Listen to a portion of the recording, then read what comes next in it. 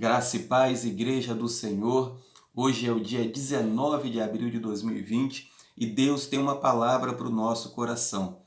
Para a nossa meditação nesse dia, a palavra de Deus nos diz em 1 Reis, capítulo 17, o seguinte: E Elias, o tisbita, que era dos habitantes de Gileade, disse a Acabe: Como vive o Senhor de Israel, diante do qual me ponho de pé, não haverá orvalho, nem chuva nestes anos, senão segundo a minha palavra. E a palavra do Senhor veio a ele dizendo: Vai-te daqui e vira-te para o oriente, e oculta-te junto ao ribeiro de Querite, que está diante do Jordão. E será que tu beberás do ribeiro? E tem ordenado aos corvos que ali te sustentem. Assim se foi ele e fez segundo a palavra do Senhor, porque foi e habitou junto ao ribeiro de Querite, que está diante do Jordão. E os corvos lhe traziam pão e carne pela manhã, e pão e carne ao anoitecer, e ele bebia do ribeiro. Sucedeu depois de um tempo que o ribeiro secou, porque não tinha havido chuva sobre a terra. E a palavra do Senhor veio a ele dizendo: Levanta-te, vai a Sarepta, a qual pertence a Sidom, e habita ali, e eis que tenho ordenado a uma viúva que te sustente.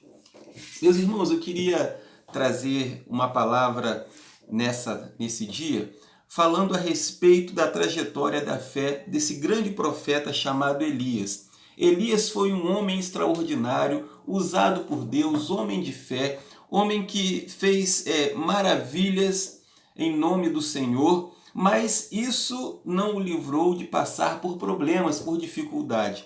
Mas nessa história aqui, nós vamos observar rapidamente que apesar dos problemas que Elias atravessou, a sua fé, a sua confiança em Deus fez com que ele fosse vitorioso. Bom, nesse momento aqui, quando começa o texto do capítulo 17, Deus ele lança uma maldição sobre Israel por causa do pecado. Ele diz assim: olha, não haverá chuva sobre a terra. Meus irmãos, a gente sabe, fazendo um paralelo com os dias atuais, que tudo isso que a gente está vivenciando, pandemia, guerras, fomes, tudo isso daí é consequência do pecado e também parte do julgamento de Deus sobre a humanidade. Jesus nos advertiu que nos últimos dias isso aconteceria, mas já desde muito tempo que Deus ele tem punido a humanidade por causa dos seus pecados. Foi assim no dilúvio, quando Deus preservou apenas Noé e a sua família, em tantos outros episódios, e aqui especificamente no capítulo 17 de 1 Reis, a Bíblia vai falar a respeito de uma seca tão terrível que ela também trouxe fome para toda aquela terra. Só que Deus, em meio às dificuldades, em meio às crises, em meio aos problemas, ele sempre preserva o seu povo e ele sempre dá uma porta de escape. A gente lê aqui no versículo 2 que depois de Deus falar para Elias que haveria uma seca, ele diz assim: olha, vai para o ribeiro de Querite, porque ali eu tenho ordenado aos corvos que te sustentem. Olha que coisa maravilhosa. Elias, ele foi sustentado durante aquele período de seca por corvos que traziam a ele pão e carne de manhã e pão e carne à tarde. Olha que coisa maravilhosa Deus fez na vida de Elias, de onde não se imaginava, de onde não se esperava, Deus ele proveu o sustento do profeta. Mas a Bíblia diz que aonde ele estava, o ribeiro começou a secar. Isso daqui traz uma lição preciosa para nós também. No meio de uma crise, no meio de uma dificuldade, nós precisamos entender que às vezes a porta que Deus abre, ela vem a se fechar. Mas quando uma porta se fecha, a outra se abre. Olha o que Deus diz aqui para Elias, quando o ribeiro começa a secar. Ele diz assim: vai para Sarepta, porque eu tenho ordenado a uma viúva que ali te sustente. E meus irmãos, Elias era um homem de fé. Elias em nenhum momento vacilou. Quando Deus disse: vai para o ribeiro porque eu vou te sustentar, ele foi. E ele viu e experimentou o milagre de Deus ao ver pássaros, corvos, trazendo carne e pão para ele. Quando aquele ribeiro secou, Elias podia ter se desesperado. Mas Deus, e agora? Como é que vai ser? Eu bebi a água desse ribeiro, vou ficar com sede, eu vou morrer. Mas não. Ele continuou confiando na direção de Deus quando Deus falou: vai para Sarepta que eu tenho ordenado a uma viúva que ali te sustente. E interessante, quando ele chega em Sarepta, ele encontra uma viúva pobre, à beira da morte com o seu filho, porque já não tinha mais nada para comer. Mas sendo o homem de fé que Elias era, ele diz assim para aquela viúva: olha, faz um pouco desse bolo para mim, com a farinha e com o azeite que você tem, e ouça a palavra do Senhor. A farinha da panela não vai acabar e o azeite também não.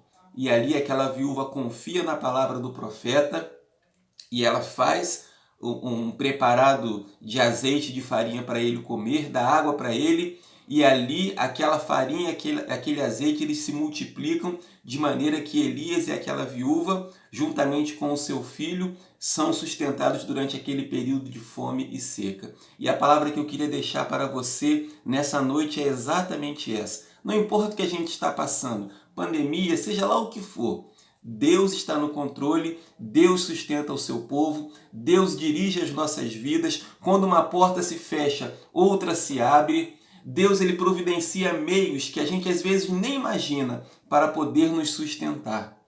E é isso que ele faz na nossa vida. Ele é o nosso socorro bem presente na hora da angústia. Confie em Deus, descansa em Deus. E rapidamente, finalizando, o meu testemunho nesse período de quarentena.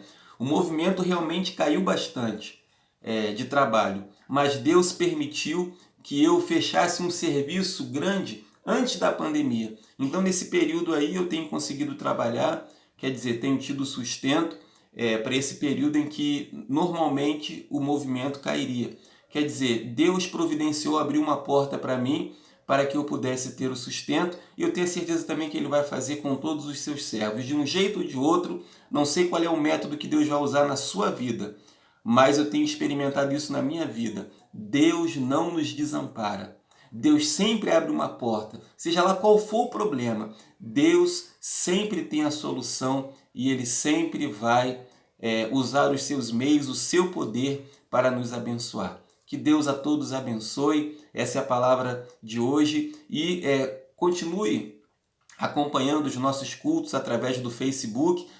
Joga lá Cibaja, Segunda Igreja Batista em Jardim Amendoeira, e você poderá acompanhar também as mensagens, os cultos que são realizados online durante esse período de quarentena. Deus a todos abençoe.